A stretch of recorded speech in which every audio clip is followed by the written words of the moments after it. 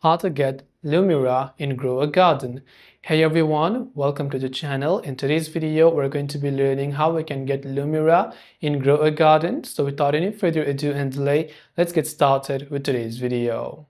If you are wanting to get Lumira in Grow a Garden, now let us explore under the Grow a Gardens wiki page.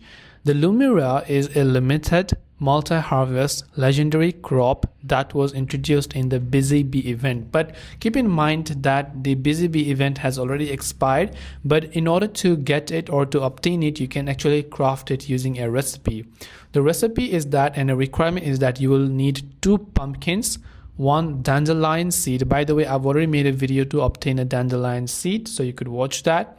Or you could get 1 flower seed pack along with 40 honey.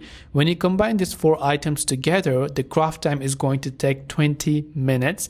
Or alternatively, if you don't have the time to grind, it can also be purchased for Robux. So this is the way that you could be able to get and obtain the Lumira, which is a legendary crop. If you have got any further questions, feel free to leave them down.